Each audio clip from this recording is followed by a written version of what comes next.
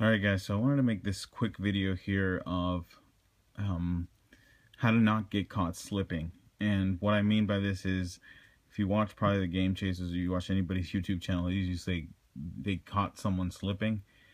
And to catch someone slipping, maybe they gave them a good price or whatever, but don't let yourself get caught slipping when a good deal is presented in front of you.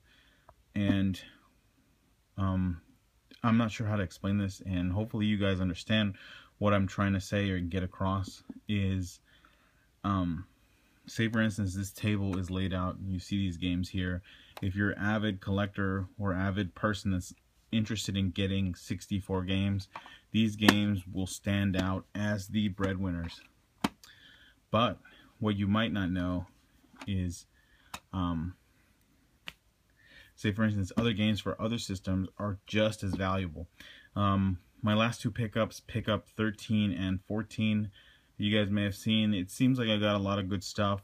And for the majority of the most part, I did definitely get a lot of good stuff. But I was caught slipping both those times. So the last pickup 14, I missed out and left their Punch Out on the NES. It wasn't until I saw later, I think the next day after I got in that pickup, I saw JHMDF's pickup video where he was like, oh, Punch Out, it's always good to find Punch Out. And then I looked online and it's like a $35 game. So I left that there. So I was caught slipping there. And the first time, which was pickup 13, where I got all the N64 stuff, I didn't pick up Sega stuff initially. And what I left there, I guess only if you're a Sega collector, you'd know that these are valuable. I didn't know. I didn't pay too much mind to Sega or had studied up on it, but I'm definitely gonna study up on rarity for every console if I get the chance. I mean, I'm not trying to become like some sort of from Pinky and the Brain, be a brain about games, but I just would have to know, because I left two games that somebody else bought up. It was the Teenage Mutant Ninja Turtles Stone Heist, I left that there, and the Punisher for the Sega Genesis, both the first time that I got that pickup. And so the reason was, and I had even thought about this like the night before. I was studying up on rarity, like if I was going to go in for some test or something to get tested on what was rare pricing and stuff like that. So it was pretty funny. But I ended up, like, I think shoveling snow the day before, so I didn't get to look at pricing too much or whatever, because here it snowed. I think it was a day where it snowed like a foot of snow. It was pretty insane. But yeah, so I left those games on the table. I probably won't make that mistake again if I ever come across them, which I might. Hopefully I might. I mean, who knows though. This collecting thing is crazy, because you never know what you're going to stumble upon. You never know. And just as you can get lucky, someone else can also get lucky. So that's the only thing. And I guess I'm not sure if I went over this correctly. So I'm not sure. Maybe imagine that this is a table, like a reseller table or some sort of thing. The reseller is going to know high-priced games, Conker's Bad Fur Day, Zelda, Majora's Mask, Super Mario, all the stuff that's like the key to go-to items. But there may be something else that's like not very, somebody doesn't really care.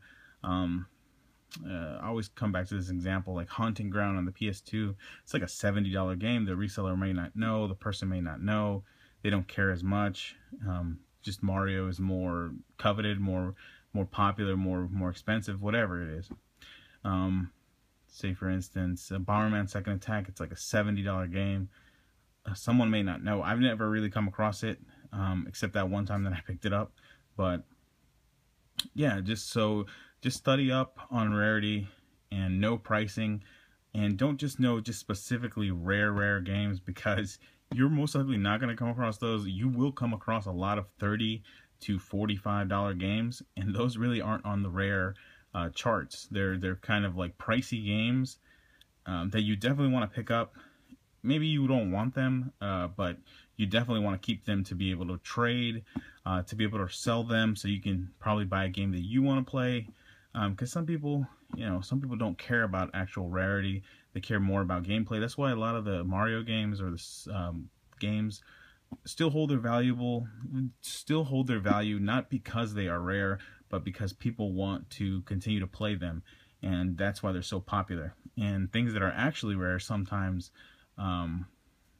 people don't really, you know, holds the same value as something that is just popular. So hopefully this video made a lot of sense. If it did, I thank you guys for watching this, and check out my last pickup video. Let me know what you guys think, and as always, if you guys want to talk about anything, just let me know. Thank you guys again.